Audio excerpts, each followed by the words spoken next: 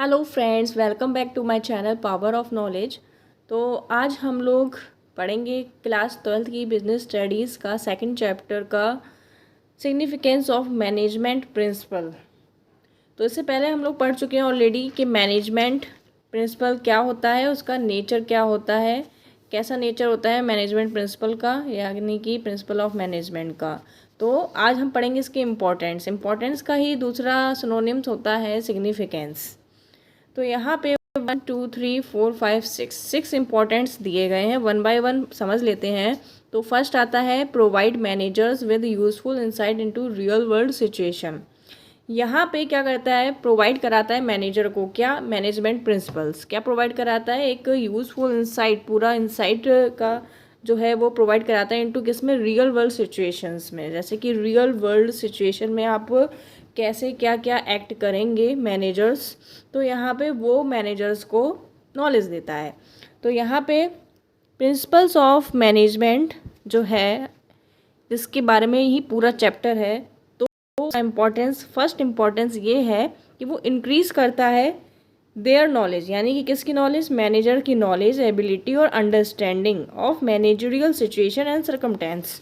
कोई भी सिचुएशंस आती है ऑर्गेनाइजेशन में, कोई भी सर्कमटेंसेस आते हैं, तो उस पर वो कैसे रिएक्ट करे, किस हिसाब से एक्ट करे, कैसे डिसीजंस ले, तो उसके लिए मैनेजमेंट प्रिंसिपल्स का पता होना बहुत ज़रूरी है। मैनेजर्स को सारे प्रिंसिपल्स पता होंगे तो उससे कोई भी सिचुएशन आसानी से आप हैंडल कर सकते हो।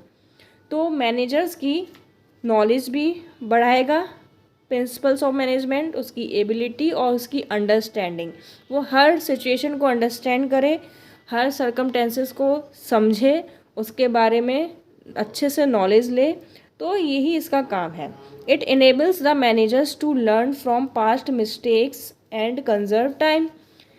अब इससे क्या होता है, मैनेजर्स को हर चीज़ की नॉलेज होगी, हर चीज़ की अंडरस्टैंडिंग होगी, तो ये क्या होता है, पास्ट टाइम भी आपका सेव होगा, और जो पास्ट मिस्टेक है इससे भी मैनेजर्स सीखते हैं लर्न करते हैं फ्रॉम पास्ट मिस्टेक से।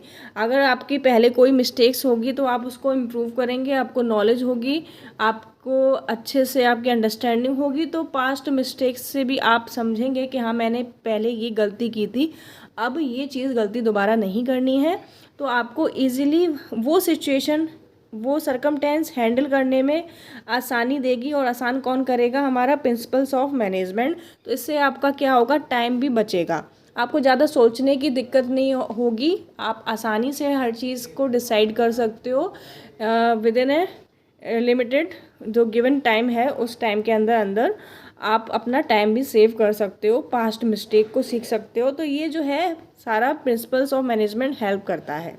सेकंड पॉइंट आ जाता है हमारा optimum utilisation of resources and effective administration.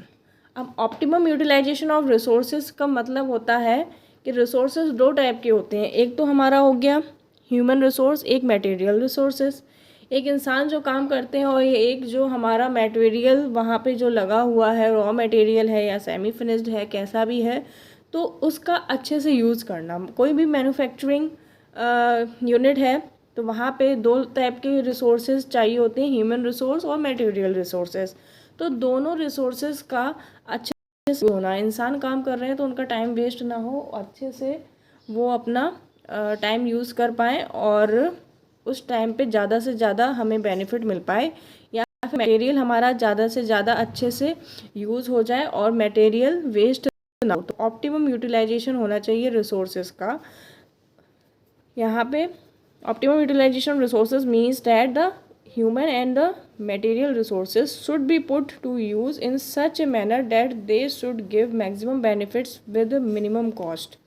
Maximum से मैक्सिमम बेनिफिट्स वो दे पाएँ, और मिनिमम कॉस्ट में, जो आपकी कॉस्ट है, आपने जो इन्वेस्टमेंट किया है, ऐसा ना हो इन्वेस्टमेंट आपने बहुत ज़्यादा कर दिया हो और आपको लॉस बहुत ज़्यादा हो गया हो, आपकी वेस्टेज हो रही हो ज़्यादा, आपने जितना लगाया उससे ज़्यादा आपकी वेस्टेज हो गई हो मैन्युफैक्चरिंग करने में, कोई भी चीज़ ऐसा ना हो, आपकी मिनिमम कॉस्ट आए और बेनिफिट आपको ज़्यादा मिले। तो ये यहाँ पे मैनेजमेंट प्रिंसिपल्स अगर मैनेजर्स को पता होंगे तो वो अच्छे से सारी सिचुएशन को हैंडल करेगा और कोशिश करेगा कि यूज़ हो रिसोर्सेज का ज़्यादा से ज़्यादा और मिनिमम कॉस्ट में हो और वेस्टेज बिल्कुल ना हो। थर्ड पॉइंट आता है साइंटिफिक डिसीजंस। मैनेजमेंट प्रिंसिपल और क्या काम करता है, हेल्प करता है क्या करने में, साइंटिफिक डिसीजंस लेने में। क्योंकि मैनेजमेंट जो होता है decisions taking on the basis of principles are free from prejudice and bias. तो यहाँ पे क्या है, कोई भी देखो डिसीजंस लिया जाता है तो ऐसे ही नहीं लिया जाता है कि हमने कोई भी प्रॉब्लम आई और बस डिसीजंस ले लिया। तो यहाँ पे कोई भी डिसीजंस लिया जाता है साइंटिफिकली लिया जाता है, उसको बार बार एक्सपेरिमेंट किया गया हो, प्रैक्टिस किया गया हो मैनेजर्स के द्वारा। तो जिससे क्या होता है कि कोई भी सिचुएशंस आती है तो आपका टाइम वेस्ट नहीं होगा, आप रैंडमली डिसीजंस नहीं लेंगे, आप एक साइंटिफिक डिसीजंस लेंगे जो प्रॉपर वहाँ पे कोई पर्टिकुलर प्रॉब्लम के हिसाब से वो डिसीजन है। ऐसा नहीं है कि बहुत सारी कोई भी प्रॉब्लम आए तो आप कोई भी डिसीजन ले लें।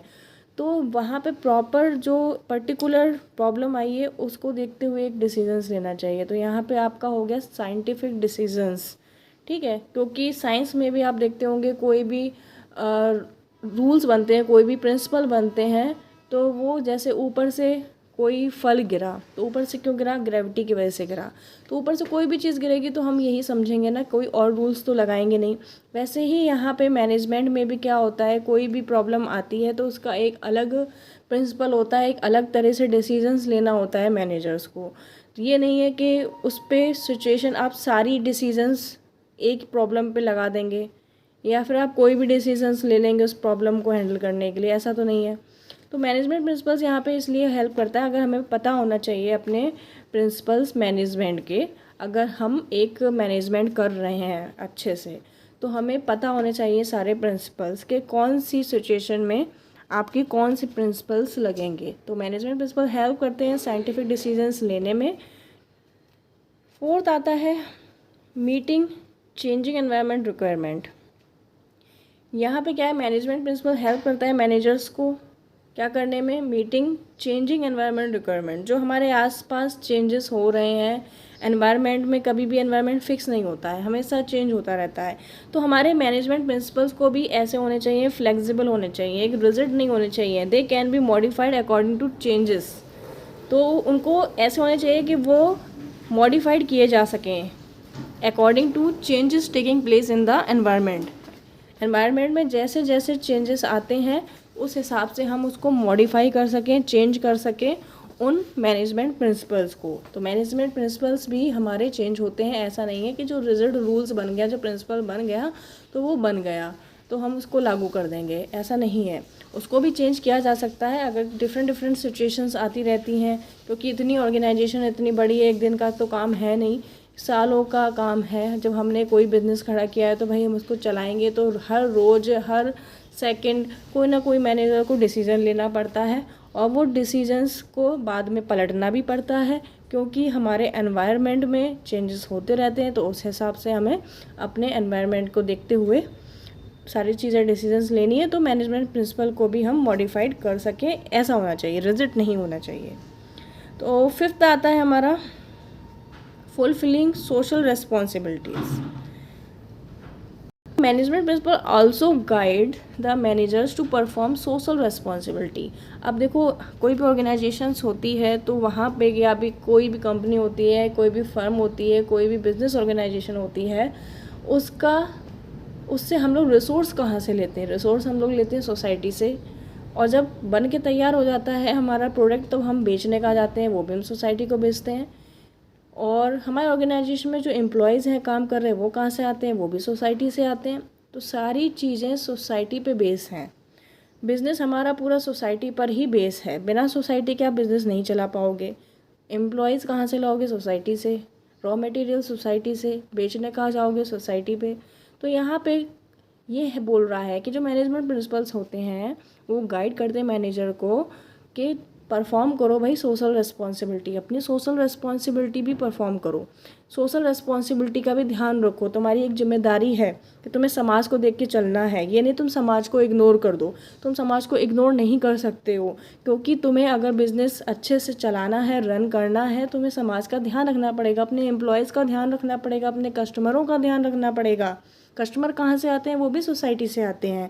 कस्टमर को तुम अच्छी फैसिलिटी दोगे, अच्छी सर्विस दोगे, तो तभी आपका बिज़नेस चल पाएगा। तो बिज़नेस यहाँ पे मैनेजमेंट प्रिंसिपल्स है, वो गाइड करता है मैनेजर्स को कि तुम भाई सोशल रिस्पॉन्सिबिलिटी का ध्यान रखो। लास्ट आता है 6th point, management training education and research. Management principles are use किए जाते हैं as a basis for management के ट्रेनिंग के लिए, एजुकेशन के लिए, रिसर्च के लिए। अब यहाँ पे ऐसा होता है कि ट्रेनिंग भी कराई जाती है, एजुकेशन भी दिया जाता है, रिसर्च भी होती है मैनेजर्स की, है ना। मैनेजर रिसर्च भी करते हैं डिफरेंट डिफरेंट चीज़ों पे, उनकी ट्रेनिंग भी होती है, उनकी एजुकेशन भी होती है। तो यहाँ पे मैनेजमेंट प्रिंसिपल वहाँ भी हमारा यूज़ होता है। हर एक फील्ड में मैनेजमेंट प्रिंसिपल यूज़ होगा। अगर आप मैनेजमेंट का काम कर रहे हो तो मैनेजमेंट प्रिंसिपल जो है मैनेजर्स के लिए हर चीज़ में ज़रूरी होगा, चाहे आप ट्रेनिंग कर रहे हो, चाहे एजुकेशन कर रहे हो, चाहे वो रिसर्च कर रहे हो। अब यहाँ पे नेक्स्ट टॉपिक हम पढ़ेंगे अगली वीडियो में, क्योंकि वीडियो ज़्यादा लंबी ना हो जाए। तो अगले हम वीडियो में पढ़ते हैं प्रिंसिपल ऑफ मैनेजमेंट। यहाँ पे हेनरी फेयोल और F.W. टेलर के जो प्रिंसिपल्स हैं हमारे, उसके बारे में एक एक करके पढ़ेंगे।